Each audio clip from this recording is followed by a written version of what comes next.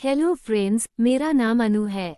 मैं जयपुर से हूँ। मेरी फैमिली में मामी पापा और एक छोटा भाई अंकित है। मेरी उम्र 20 साल है। मैं बीए के दूसरे साल में हूँ। मेरा रंग एकदम गोरा है। मुझे देखकर गली के लड़कों के उस्ताद खड़े हो जाते हैं और कई बार तो मैंने लड़कों को अपने उस्ताद मसलते हुए भी देखा है। मेरे पापा बिजनेसमैन हैं और वो अपने काम के चलते ज्यादातर बाहर ही रहते हैं। मेरी माँ एक सरकारी अध्यापिका हैं और बच्चों को ट्यूशन पढ़ाती हैं। उन्हें अपने स्कूल के काम से ज्यादातर बाहर जाना पड़ता रहता था। मेरा भाई बीए प्रथम साल में है। उसका एक दोस्त है। उसका नाम राहुल है। वो बहुत हट्टा कट्टा है और थोड़ा गुंडा टाइप का लड़का है। उससे कॉलेज में सब डरते हैं। मैं अमन और राहुल हम तीनों साथ में ही कॉलेज जाते और आते हैं। मुझे राहुल काफी पसंद था। वो मुझे देखता रहता था और उसकी निगाहों को मैं पढ़ती रहती थी। मैं खुद भी उसे गर्म करने का कोई मौका नहीं छोड़ती थी। मेरी इन सब बातों को मेरा भाई अंकित भी समझने लगा था। एक दिन अंकित ने मुझसे पूछा, क्या तुम राहुल को पसंद करने लगी हो? मैंने कहा, क्यों पूछ रहे हो? वो बोला, राहुल अच्छा लड़का नहीं है। मैंने कहा, मुझे उससे शादी नहीं करनी है। वो समझ गया और बोला, अच्छा मतलब उसे टाइम पास आइटम समझती हो? मैं हंस दी और उससे बोली, हाँ तुमने सही समझा है। मेरे भाई ने कहा, मगर वो तुम्हें गलत नजरिए से देखता है। मैंने कहा, तो क्या हुआ, मैं कोई गेस थोड़ी न जाऊंगी। उसने मुझसे कहा, ठीक है, जैसा तुम ठीक समझो। अब मेरा भाई भी इस बात को समझ चुका था कि मैं समीर से खेलना चाहती हूँ। हम दोनों के बीच उस तरह का खुलासा होना मेरे लिए एक अच्छी बात थी। एक दिन मेरे कॉलेज में प्रोग्राम था तो उस दिन मैं मिनी स्कर्ट पहनकर कॉलेज गई थी। मेरा स्कर्ट काफी ऊंचा था और टॉप खुले गले का था। इसके साथ ही मैंने अंदर कुछ भी नहीं पहनी थी।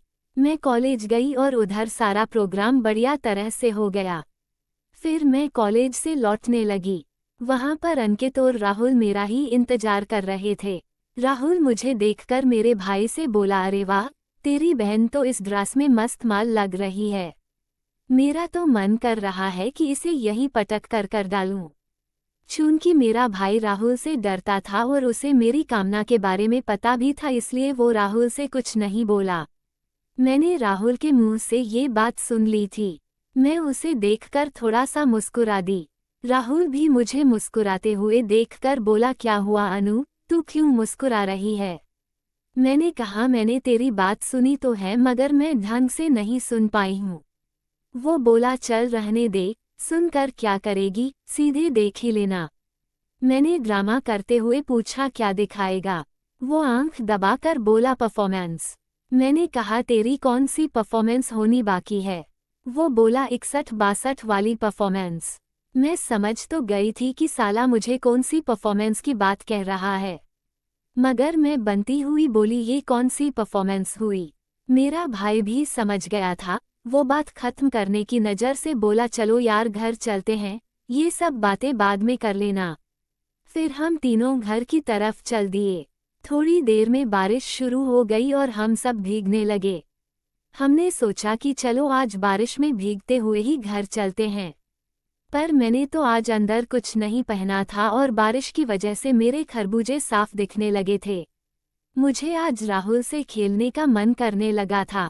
मेरी मम्मी आज घर पर नहीं थी, वो अपने स्कूल के काम से शहर से बाहर गई हुई थी और मेरा भाई मेरे लिए कोई समस्या नहीं था।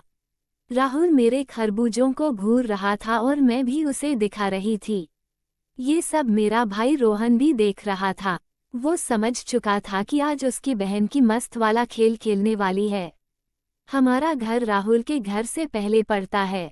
थोड़ी देर बाद हमारा घर आ गया।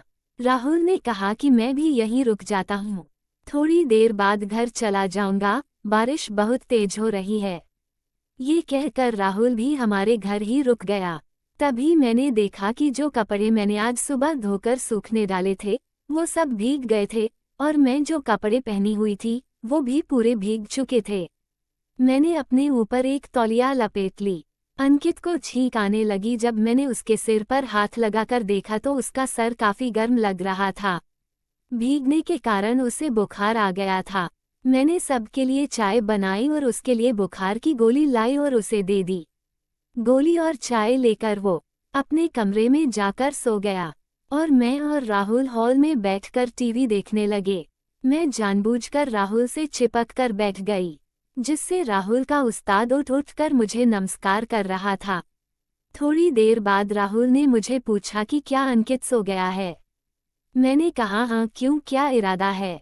उसने अपने उस्ताद की ओर इशारा करते हुए कहा, समझ जाओ। मैंने भी कह दिया, चल फिर मेरे कमरे में।